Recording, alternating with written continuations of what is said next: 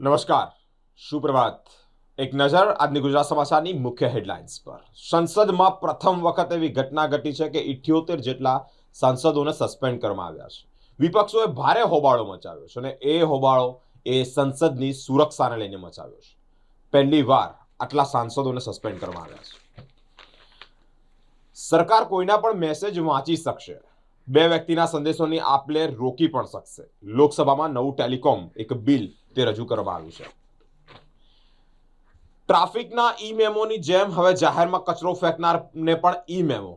વડોદરા શહેર એ સંસ્કારી નગરી કહેવામાં આવે છે. સુશોભિત કરવાનું આપણા સૌની જવાબદારી છે. એ જવાબદારી પરમ પવિત્ર ફરજ છે.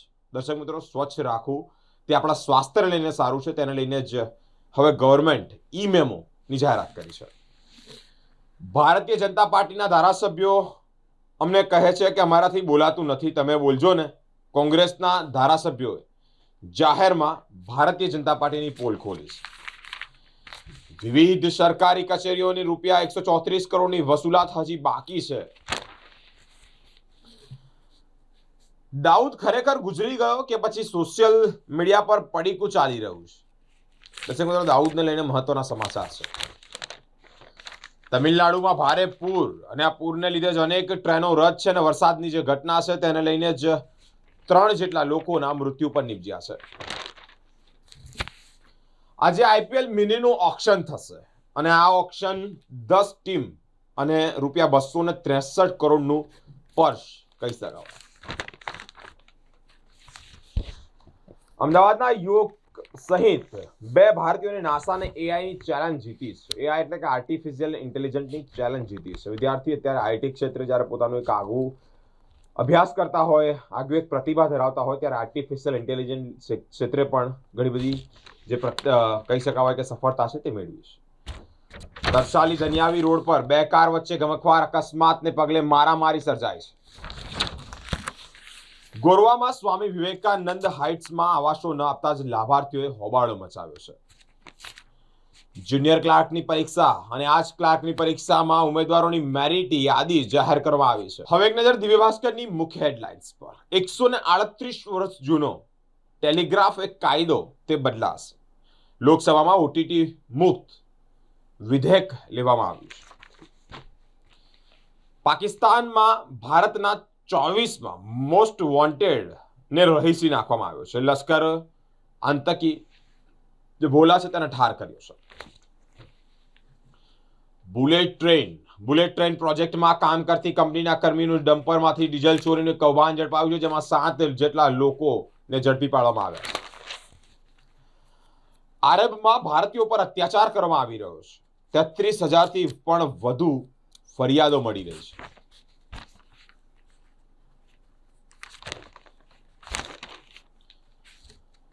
મોદીની સાથે અને મોદી પછી આગળ વધતી ભાજપની ઝલક મળી. 3 નવા મુખ્યમંત્રી કેમ પસંદ કરાયા?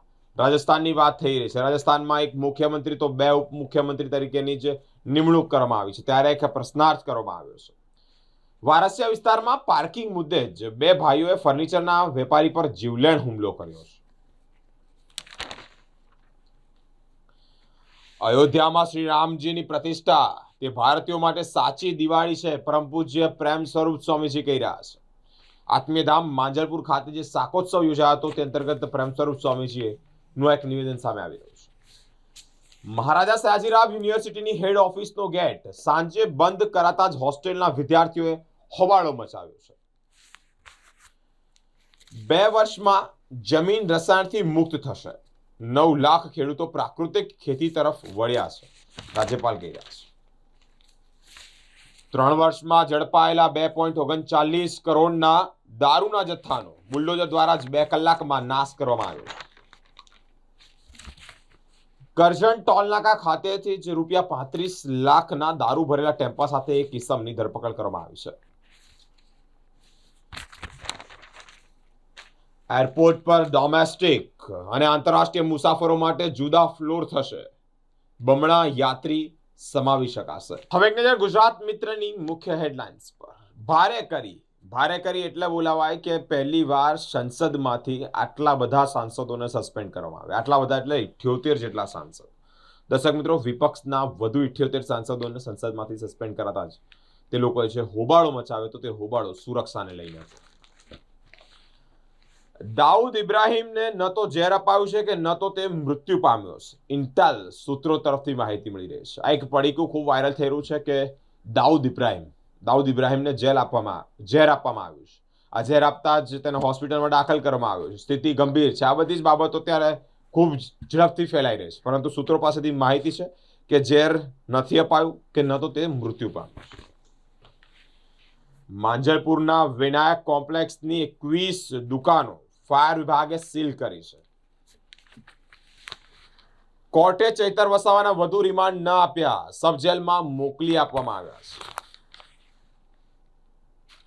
આરપીએફ મહિલા કોન્સ્ટેબલની સતર્કતાથી એક મહિલાનો જીવ બચ્યો છે.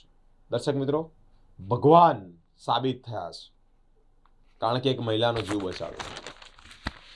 સુભાનપુરામાં પશુપાલકોના વિરોધ વચ્ચે ગેરકાયદેસર ઢોરવાળો તોડી પાડવામાં આવ્યો છે. કરજણ ભરથાણા ટોલનાકા પાસેથી સ્ટેમ્પામાંથી 35.23 લાખનો વિદેશી દારૂનો જથ્થો ઝડપી પાડવામાં આવ્યો છે.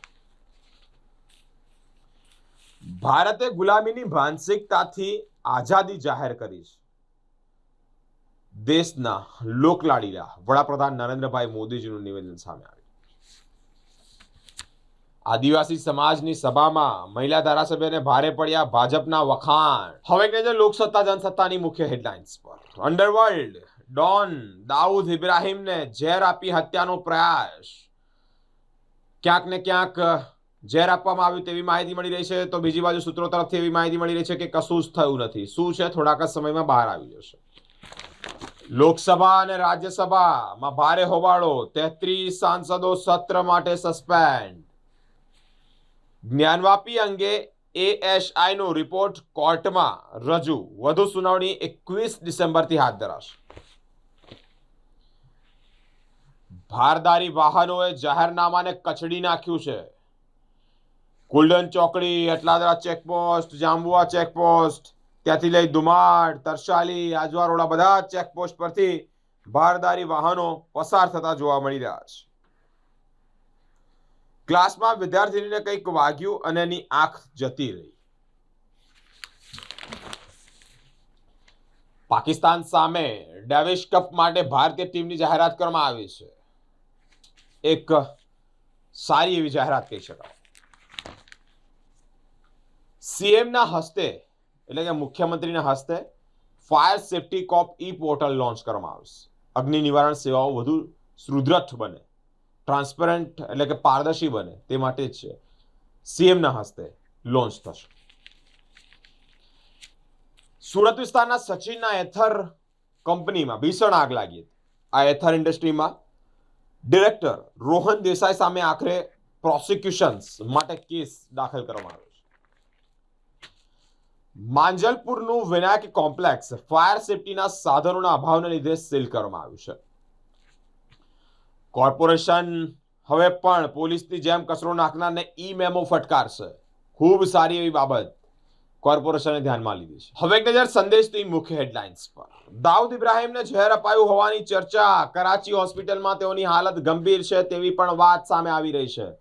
દર્શક મિત્રો, દાઉદને સાચે જ ઝેર આપવામાં આવ્યું છે, સાચે જ તેઓની તબિયત ગંભીર છે. આ બધા જ મુદ્દે ચર્ચા છે ખાલી, પરંતુ વાસ્તવિકતા સામે નથી. શિયાળુ સત્રમાં પણ ગરમી જોવા મળી છે. ગરમી એટલે બંને ગૃહોમાં 78 જેટલા સાંસદોને સસ્પેન્ડ કરવામાં આવી રહ્યા છે. વલસાડ ટોલ નાકા પાસે ખનીજનો નકલી રોયલ્ટીનો પાસ ઝડપી લેવામાં આવ્યો છે. સાયણ અને કિમ વચ્ચે OHE તૂટતા જ સુરત વડોદરા વચ્ચે ટ્રેન વ્યવહાર ખોરવાયો છે.